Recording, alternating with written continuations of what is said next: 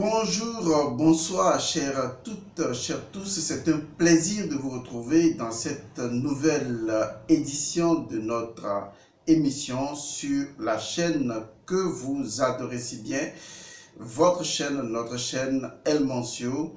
El Mancio Godson vous salue et vous remercie d'être ses fans. Je suis heureux également de savoir que beaucoup de personnes lisent ces vidéos, mais très peu de personnes s'abonnent. Nous avons les statistiques qui prouvent que nous sommes à plus de 22 000 lectures des vidéos. Vous imaginez, à plus de 22 000 lectures, mais très peu de personnes s'abonnent. Donc, abonnez-vous pour ne pas perdre de vue, disons, certaines émissions qui pourraient s'avérer capitales. Et il y a des personnes qui me disent qu'elles n'ont pas telle ou telle information. C'est dû au fait que vous ne vous êtes pas abonné. Et pour vous abonner, eh bien, cliquez juste sur abonner et activez la clochette de notification pour être informé en temps et en heure de toute publication pouvant vous aider. Je vous remercie pour tout ce que vous allez faire à présent, pour tout ce que vous faisiez déjà de par le passé et tout ce que nous ferons ensemble avec cette chaîne pour l'éveil des consciences.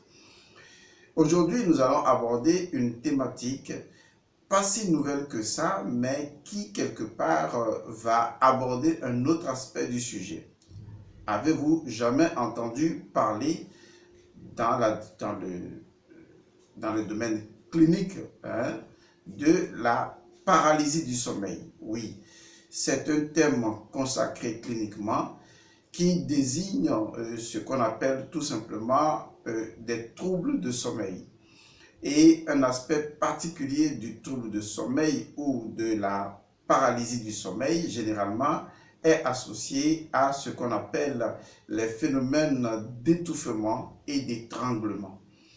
Lorsqu'on revient à la dimension de l'herméneutique dans laquelle on trouve justement la métaphysique, l'hermétisme d'abord et la métaphysique, on se rend compte que d'autres thèmes consacrés ont été donnés donc à ce genre de cauchemar.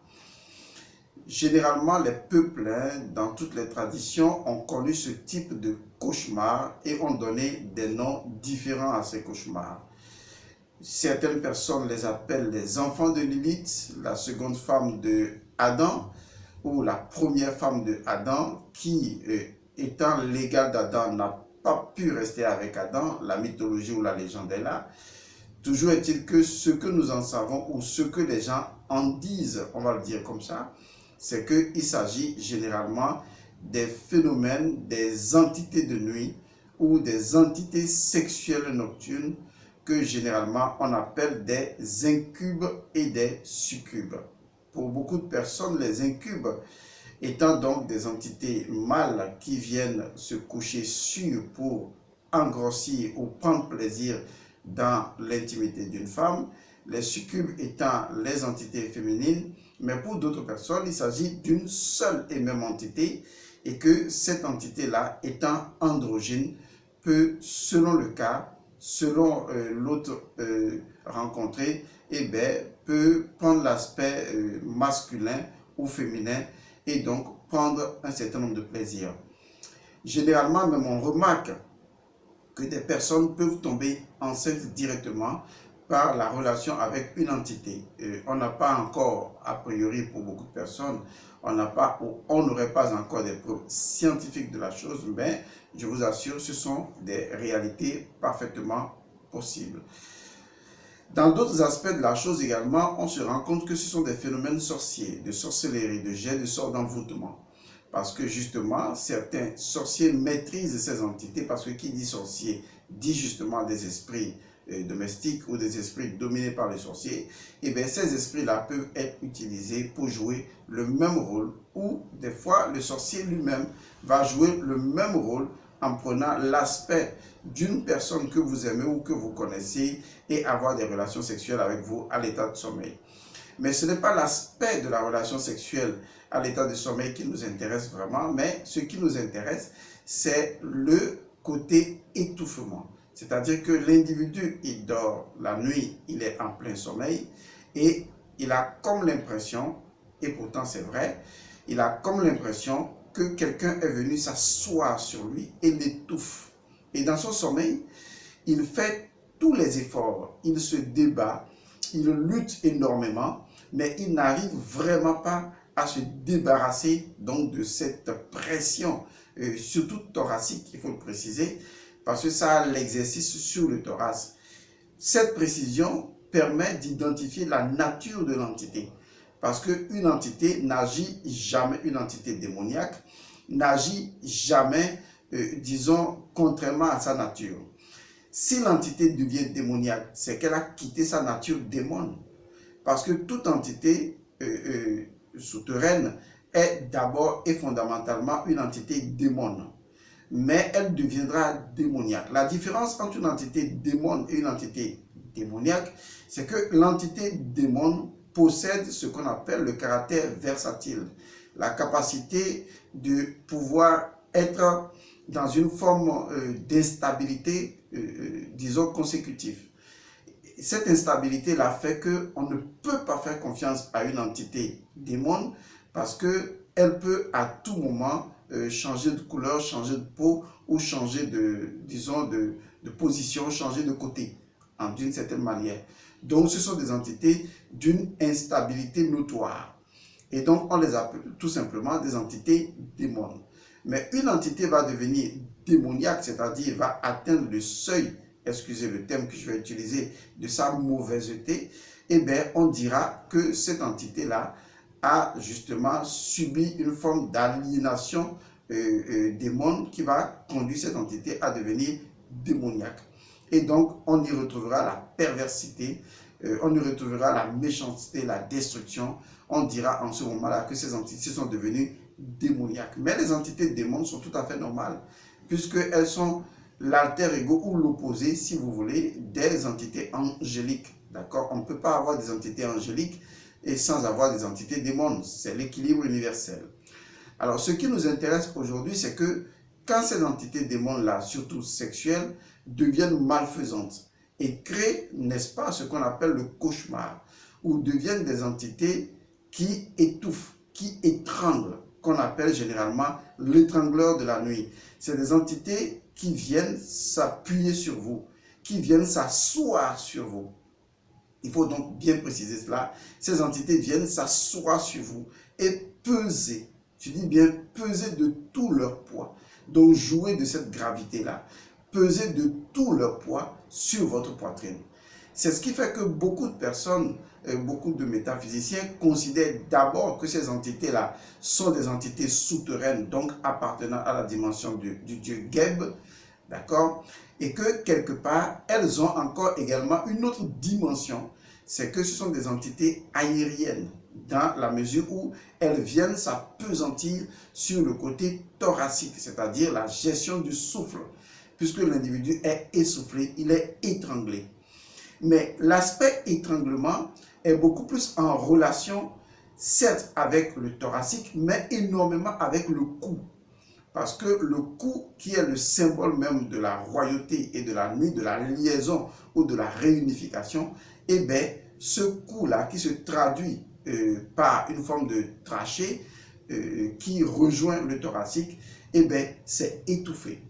Et quand l'individu est étouffé, c'est que non seulement sa poitrine est étouffée, mais le passage entre la tête et le poumon est complètement étouffé.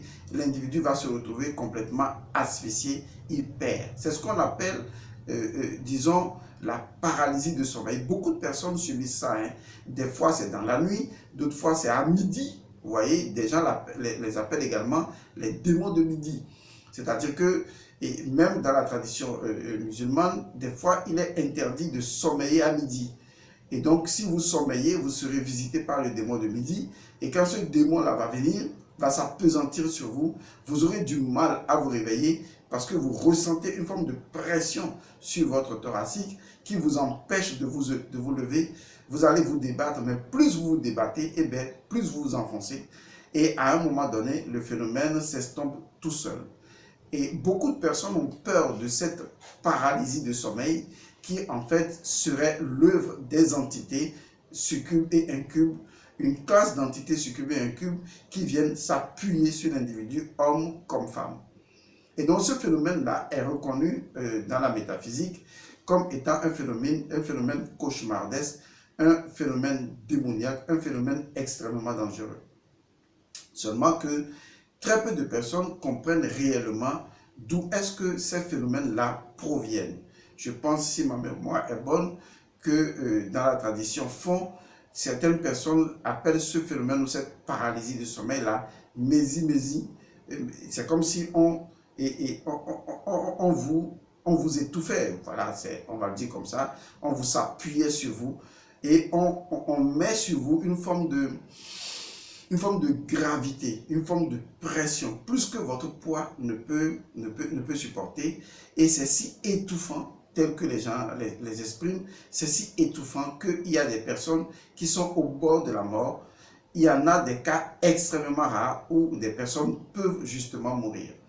Donc, nous sommes en face d'entités extrêmement dangereuses. Alors, la question aujourd'hui à se poser est la suivante. D'où viennent réellement ces entités? C'est-à-dire, qu'est-ce qui leur confère une telle autorité d'agir sur l'individu et de pouvoir l'étouffer, de créer le cauchemar au sein de son être? Et que justement, à des moments donnés, certains rituels n'arrivent même pas du tout à l'effacer ou à l'enlever, ou si ce n'est que temporairement, et on se demande quelle est la source du problème. La question, elle est importante parce que lorsque vous ne comprenez pas la source d'un problème, lorsque vous ne savez pas d'où une situation origine, il est difficile ou il serait difficile de la régler. Mais en comprenant d'où la situation origine, eh bien, on peut comprendre comment régler cette situation. Alors, ce phénomène est en relation avec, disons, deux états opposés. Deux états qui, selon les Égyptiens, disons, doivent retrouver ce qu'on appelle légendairement ou symboliquement Sematawi, c'est-à-dire une forme de réconciliation. Quand ces deux événements ne se réconcilient pas, les entités qui appartiennent à cette dimension souterraine, eh bien, ces entités prennent domination. Parce que vous savez, tout ce qui est lié à la nuit est lié au mystère et est lié à la royauté et est lié à la domination. Car on ne peut parler de domination que lorsque la lumière brille dans la nuit. Je ne vais pas rentrer dans ce mystère-là pour le moment. Ce que je voudrais vous expliquer, c'est qu'il y a un conflit en vous. Si vous vivez ce type de situation, c'est qu'il y a un véritable conflit en vous et que ce phénomène vous interpelle immédiatement à régler. Et ce problème-là, c'est ce que les gens qualifient généralement de parenté à plaisanterie ou ce que les gens qualifient également de Sematawi, l'union des deux terres. Et quand on parle ici des deux terres, il ne s'agit pas de la Haute-Égypte et de la Basse-Égypte. Ce ne sont que des symboles initiatiques des choses à l'intérieur de nous. Il s'agit également de deux états. Il s'agit des testicules de Seth et de l'œil d'Horus. Ce sont naturellement encore les deux terres, comme on peut les représenter. Donc il s'agit fondamentalement des testicules de Seth et de l'œil d'Horus. Rappelez-vous, j'ai déjà fait certaines vidéos sur le secret du mot Hotep, qui d'une certaine manière doit traduire la paix, d'accord, la paix intérieure. Parce que l'offrande de Hotep, c'est justement l'union des deux terres qui est offerte, ou si vous voulez, l'union des testicules de Seth et de l'œil d'Horus. Lorsqu'il y a conflit entre l'œil d'Horus et les testicules de Seth, eh bien, les entités qui sont générées à travers ce conflit-là, qui sont généralement des entités, des entités sétiennes, mais qui en fait reçoivent d'une certaine manière l'autorisation de l'œil d'Horus ou de Oudiat, et bien ces entités-là, d'une certaine manière, viennent autoritairement agir sur l'individu et le perturber. Lorsque vous voyez ce phénomène, c'est que indubitablement, il y a un conflit il y a un déséquilibre entre les testicules de Seth et l'œil d'Horus. Il y a un déséquilibre entre votre zone souterraine qui est associée à vos énergies sexuelles, à vos gonades, que vous soyez homme ou femme. Et ce conflit concerne vos gonades et l'œil spirituel. Et donc, c'est les deux qui, justement, d'une certaine manière, entrant en conflit, vont vous créer, disons, ou générer, ou donner l'autorisation, ou faciliter, justement, la domination d'une entité démon qui vient matérialiser cette impureté-là.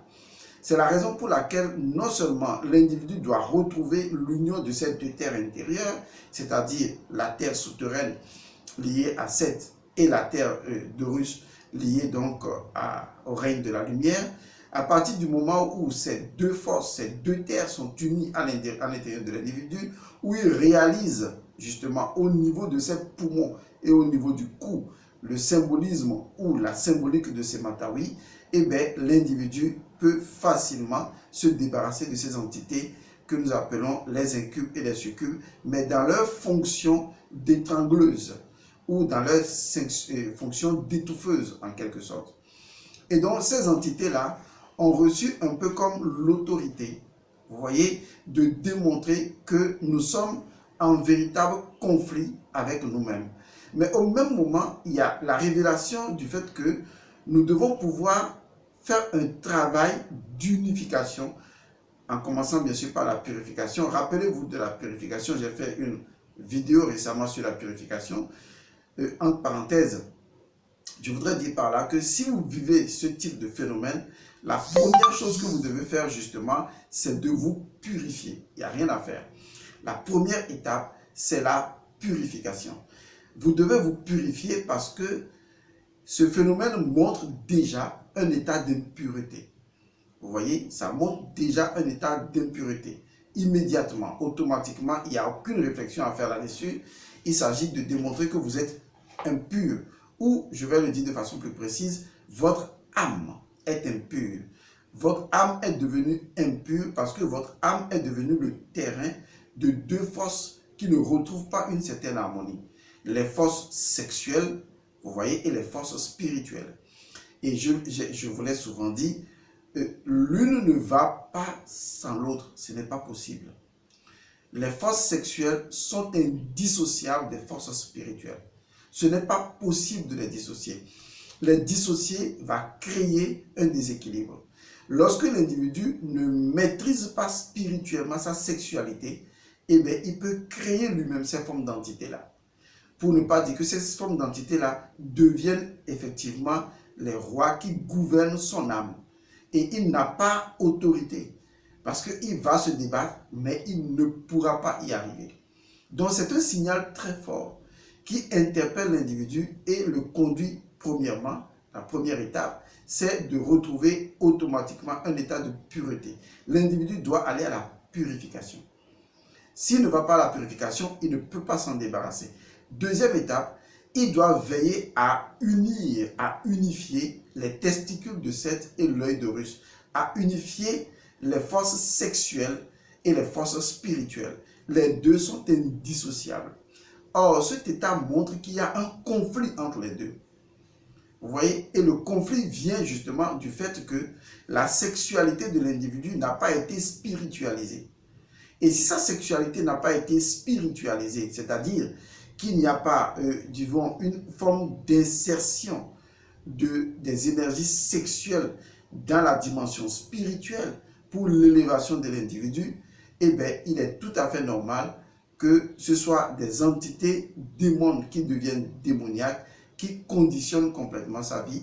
On dit alors que l'individu n'est pas dans ses matawi, c'est-à-dire qu'il n'est pas dans l'unification, il n'est pas dans la purification, il n'est pas dans la royauté, il n'est pas dans la connexion, il n'est pas dans la bonne disposition pour la bonne circulation de Hotep, de l'énergie entre les forces souterraines et les forces spirituelles. Et donc ce signal-là doit déjà vous interpeller que vous faites mauvais usage de votre énergie sexuelle, mais pire encore, vous faites mauvais usage de votre énergie spirituelle. Comme je l'ai dit, les deux sont indissociables, car la source même, je vais me répéter, la source même de la totalité de la puissance de l'œil d'Horus vient également des testicules de Seth. Ça peut paraître incompréhensible, mais vous savez que les deux représentent l'Ouroboros. On peut dire le serpent qui se mord la queue. Or, c'est dans la queue du serpent que se trouve la totalité de la puissance du serpent. Et donc, on peut dire quelque part que la mort d'Osiris, c'est en fait une forme d'initiation d'Osiris, une forme de conférer à Osiris, disons, l'Ouas, l'Ankh et le Djed, qui en réalité proviennent de la maîtrise par le pharaon ou par Osiris, c'est la même chose, de la puissance entre les deux mondes. Parce que l'Ouas représente l'autorité, la puissance ou la domination sur les forces. C'est la raison pour laquelle d'ailleurs, si vous regardez l'Ouas, qui est donc le sceptre Ouas, comme on l'appelle également, vous allez voir que à la tête, c'est un symbole sétien, c'est-à-dire c'est la tête du dieu Seth qui est représentée, de l'animal sétien qui est représenté pour signifier tout simplement que celui qui maîtrise cette puissance-là, eh bien, a domination sur les mondes souterrains. D'accord? Mais cette domination ne crée pas un déséquilibre parce qu'il s'agit justement de pouvoir comprendre la relation, comme qu'on appelle généralement l'alliance à plaisanterie entre les deux frères, c'est-à-dire entre Seth et Horus, parce qu'au-delà de ce qu'on pourrait lire dans les mythologies et les légendes, il s'agit d'un jeu divin.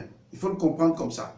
Il s'agit d'un jeu, parce que le divin joue à un jeu universel, jeu à travers lequel le divin représente sur différents états des principes universels que nous devons saisir dans les formes qui se présentent à travers les légendes et les mythes. Donc, ces histoires légendaires de Seth, Horus, d'Osiris, ce ne sont que des histoires, des mythes et légendes en majeure partie, mais qui au fond contient des vérités, des principes universels que nous devons pouvoir saisir. Donc, les mythes et les légendes représentent ce que je pourrais appeler l'alliance à plaisanterie entre le divin et le cosmos dans lequel les êtres jouent un rôle. Parce qu'on dira tout simplement que toute cette panoplie d'événements mythologiques représente en réalité une forme de plaisanterie divine. C'est pourquoi les traditions orientales ont toujours appelé cela lila, le jeu divin. C'est-à-dire que le divin lui-même, à travers une myriade de formes, à travers une infinité de formes, joue à un jeu. Mais veut qu'à travers ce jeu de formes et donc d'illusions, on puisse révéler les principes.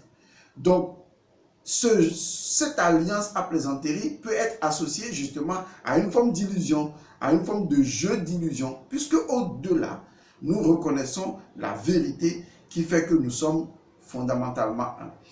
Et donc, il faut exactement comprendre que au-delà de ce lila-là, de cette alliance à plaisanterie divine, à ce niveau-là, on dirait carrément divine, qui se joue dans le cosmos entier, dans l'englobant tout, il y a des vérités principielles que nous devons pouvoir saisir et récupérer.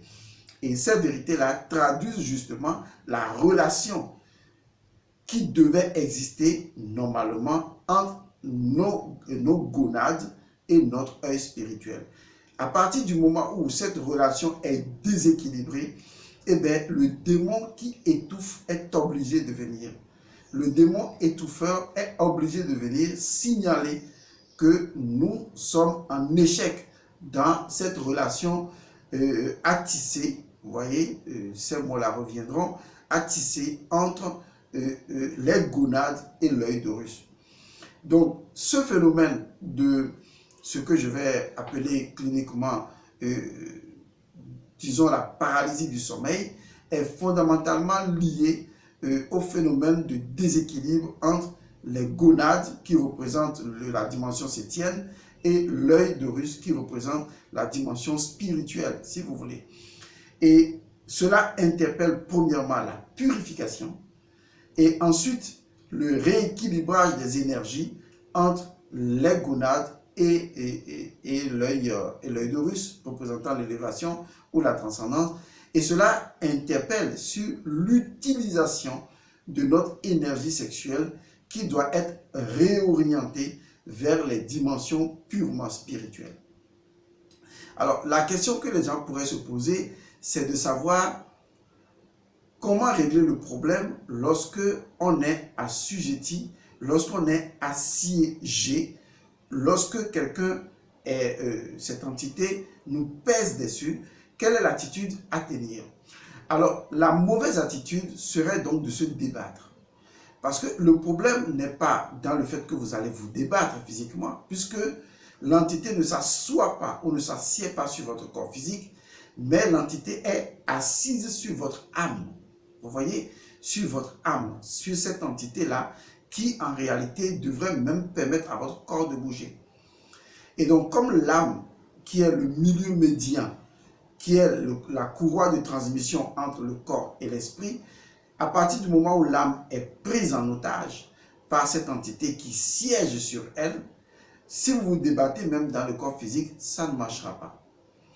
C'est la raison pour laquelle la solution, c'est d'utiliser tout simplement la pensée.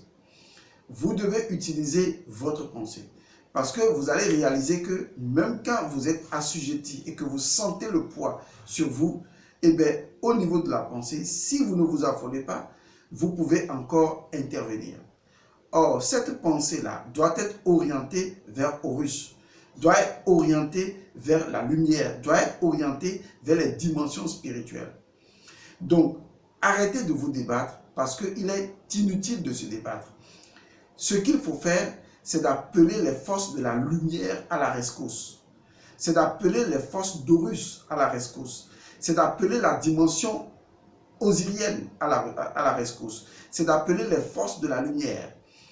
Lorsque vous vous débattez, vous allez contre la loi de non-résistance. Le fondement de la loi de la non-résistance dit que à partir du moment où un individu réagit à un mal, c'est qu'il rend le mal réel.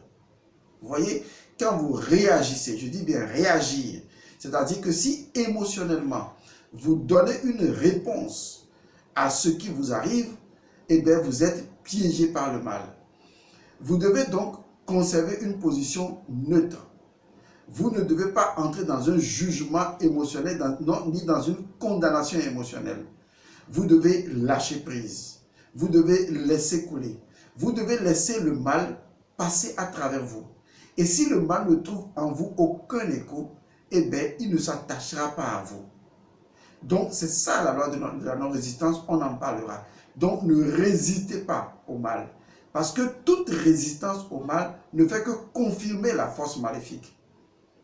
Mais lorsque vous lâchez prise, vous laissez le mal passer à travers vous et que vous ne lui donnez aucune réponse de réaction émotionnelle, le mal n'a pas d'emprise sur vous. Parce que la tactique du mal ou la tactique du mauvais, on va aller plus loin dans le mal, c'est de pouvoir utiliser votre propre peur, votre propre réaction émotionnelle pour puiser de votre énergie et vous dominer. Parce que le mal ou le mauvais, dans sa propre souche principielle, n'a aucun pouvoir. Je dis bien, et on a même déjà écrit un livre là-dessus, le diable n'a aucun pouvoir. Et donc, la force maléfique en elle-même, je dis bien en elle-même, n'a aucun pouvoir. C'est dénué de tout pouvoir, je vous assure. Mais le pouvoir de la force maléfique ne vient que de la réaction, vous voyez, que vous proposez. Et de votre réaction, la partie négative de votre âme va permettre à cette entité-là de vous dominer. Donc, à partir du moment où vous savez que vous êtes Horus, c'est très important. À partir du moment où vous savez que vous êtes Horus, vous ne résistez pas au mal parce que Horus a toujours vaincu Seth. Horus a toujours vaincu Seth. Autrement, l'Égypte n'existerait pas. Il n'y aurait pas de pharaon en Égypte. C'est parce que Horus a toujours remporté éternellement le combat contre Seth que l'Égypte existe, que vous existez. Donc, sachez que ce combat a déjà été réussi, a déjà été gagné. Donc, restez calme. Parce que celui qui a déjà vaincu ne se débat pas. Le fait de se débattre est la preuve que vous n'avez pas remporté la victoire. Et l'entité jouera sur cela. Donc, ne vous débattez pas. Sachez que vous savez que Horus a toujours remporté la bataille. Et ensuite, appelez les forces spirituelles à votre rescousse. Dites tout simplement que la lumière soit, ou que la lumière engendre la lumière et éternellement la lumière. Ne vous concentrez pas sur ce que vous ressentez comme pression. Détachez-vous de cela et concentrez-vous entièrement, je dis bien entièrement, totalement, sur les forces de la lumière. Ne vous occupez pas de ça. Parce que s'occuper du mal, se préoccuper du mal, c'est renforcer le mal. C'est faire du mal quelque chose de mauvais. C'est sortir le mal de sa face démon pour l'envoyer dans sa face démoniaque. Vous voyez, votre émotion doit rester sans partage, sans égal. La loi de polarité plus 1. Voilà un peu de quoi il s'agit. Maintenant, au-delà de cela, il faut que vous pratiquiez maintenant le rituel. Je dis bien le rituel qui consiste à créer Otep. Le rituel qui consiste à créer Sematari, à créer l'union. Le rituel qui vous repositionne à devenir le roi. Vous voyez, à devenir le king, le roi de votre propre monde intérieur. Et ce rituel-là, c'est le rituel qui permet d'unifier les testicules de Seth, si vous voulez même les gonades de Seth et l'œil d'Horus en offrande. C'est très important et donc vous devez pouvoir intégrer cette dimension-là. Ne luttez pas contre le mal. Sinon, vous lui donnez de la force, vous lui donnez de l'importance. Lâchez prise, laissez aller. Ce qui est sûr, vous ne mourrez pas. Laissez aller et concentrez-vous uniquement sur la lumière. Et vous verrez que l'obscurité se dissipera. Mais si vous vous occupez de l'obscurité, vous la renforcez. Et au-delà de ça, il vous faut un rituel de purification. Et au-delà de ce rituel de purification, il faut créer un rituel d'unification entre les organes, les gonades et l'œil d'Horus. Voilà ce que je suis en train de partager avec vous. Je vous remercie d'avoir suivi donc cette vidéo. On en dira un peu plus à chaque fois. Que les bénédictions soient. Portez-vous bien.